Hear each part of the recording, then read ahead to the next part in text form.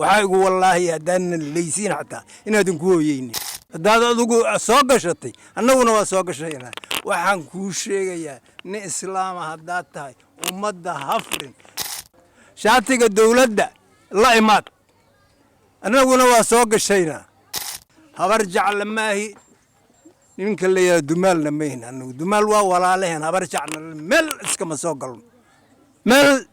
soo galno waa laba beel oo beeluna sheeganaysa inay magaalada Muqdisho ayadu leedahay halka beel kale sheeganaysa inay la leedahay hadda markii la isku geeyo labadan beel ee magaalada Muqdisho isku haysata hal beel bay yihiin anigu qaasatan waxaan ka soo jeedaa beesha hawiye ee magaalada Muqdisho ayadu isku haysata oo mudana leedahay anaa magaalada iska leh midda kalena ay leedahay malihid kaliga waa kula leeyahay dadkii kale ummadii Soomaaliyeed ee Soomaalinimadu nagala dhaxaysay oo qabiil kasta lahaana daaqaday naga fiirsanayaan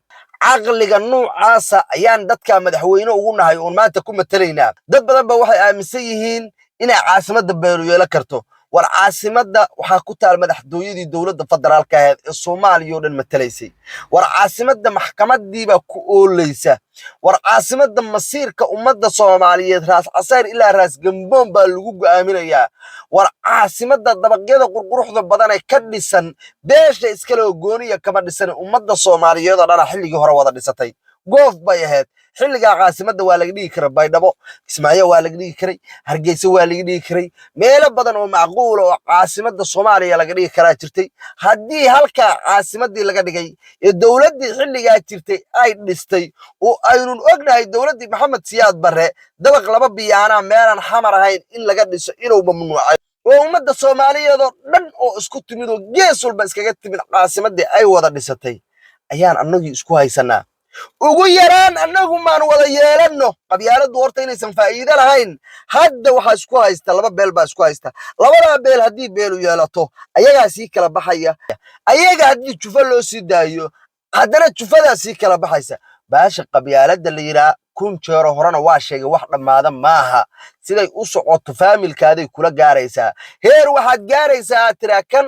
aabahay yaa dhalay oo hooyaday ma dhalin kan hooyada yaa dhashay aabahay ma dhalin macnaha qabyaaladu dhammaad male waa wax soconayo waay mid waa aaminsanahay maadaama wadanka amnigiisu qalqal ku jiro caasimadda amnigeeda dadka deegaanka u badan ee ku suntan inay caasimadda amnigeeda waardiyeeyaan sida maantaba gudoomiyaha gobolka Banaadir oo qof kasta u noqon karin oo kale in micnaha askarta amniga sugaysa oo qofka soo gala magaalada Muqdisho ka baxaya kala yaqaan qofkii hore u deganay kaan u deganeen yaqaan taas anigu wax dhib uma arko amniga lagu sugaya laakiin social media in qof soo istaago kuna faano caasimadda inaysan reehebel lahayn ee reehebel leeyihiin kaaga darankii TV oo duubayo TV-ga duubaya ee magaca ku qoran yahay muusan bolshidahayn TV Soomaaliyeed baa la dhihi karaa ma arrimo Soomaaliyeed buu ka shaqeynayaa TV-ga noocaasa mase kala fogeyn buu ka shaqeynayaa war anigan kaba yaraa meel inta soo istaago inaan qabyaalad falanqeeyo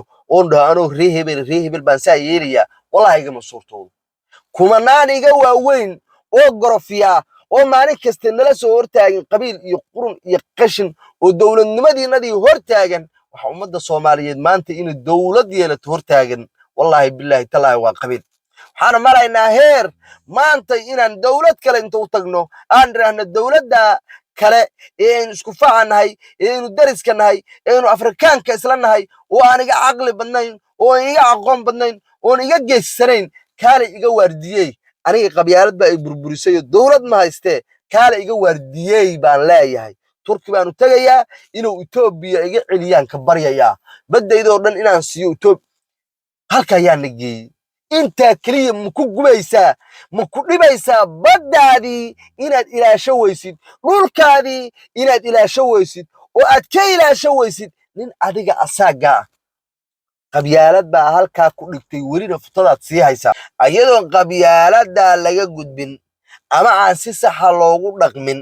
oo aan runta la isku sheegin oo inta la hor yimaado aan la dhihin war aan qabiil wax ku qaybsano مثلا oo kale waxa tahay beesha daarood baa tahay 2 sano wadanka maamul مثلا oo kale digil iyo mirifla tahay 2 sano ama 5 sano waxa rabtay dalka maamul مثلا oo kale hawiya tahay 5 sano wadanka maamul مثلا oo kale isaaq baa tahay 5 sano wadanka maamul sidaas noocaas oo kala bajad ah iyadoo loo dajin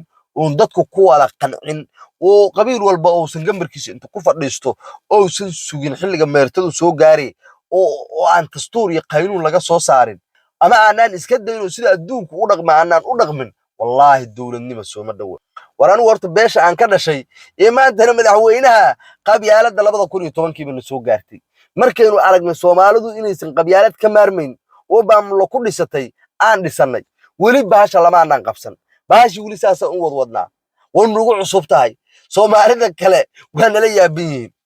war dadka si qabyaalada ugu dhaqmaan aan ugu dhaqano reeqooyi baa dawlad ku samaystay way ku dhaqmaan horumar baa ka socda dhul bay ku dhisteen laamiyaal ay ku dhisteen dekeday ku dhisteen waxaas oo dhan qabyaalad bay ku dhisteen Puntland baa qabyaalad ku dhaqanta sidaas la eego kale dhulkoodii bay ku dhisteen madaxtooyeen ku dhisteen dekeday ku dhisteen airborray ku dhisteen laamiyay ku seexdeen qabyaalada sidii saxda ay ugu dhaqmaan oo iskuma dulmiyaan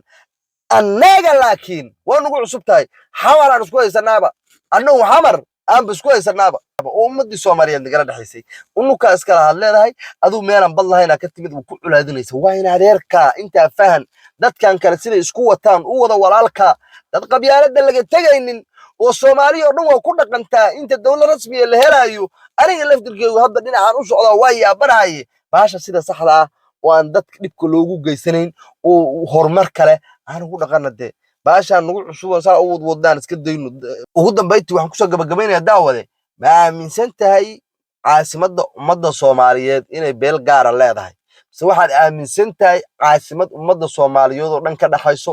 oo qof kasta oo Soomaaliyeed hantiyo ka gashay oo uu leeyahay inay tahay ayaad aaminsan tahay haddii jawaab sax ah haysid meesha hoosaan kugu sugayaa haddaad dhihi doontid caasimadda annaga iska leh sida Garowe dad u leeyihiin oo Hargeysa dad u leeyihiin taa waa ka diidaya oo beeshayda tahay sababtoo ah Garowe jawhar baa u dhiganta Dhuusamareeb baa u dhiganta maamul goboleedyada caasimadooda u dhiganta beel aan maamul goboleed lahayn ma jirto caasimadda ma naga dhaxaysa maamul goboleedyadana ma kala leenahay jawaab sax ah haysid qaybta soo commentigan kugu sugaya aad iyo aad ba mahadsan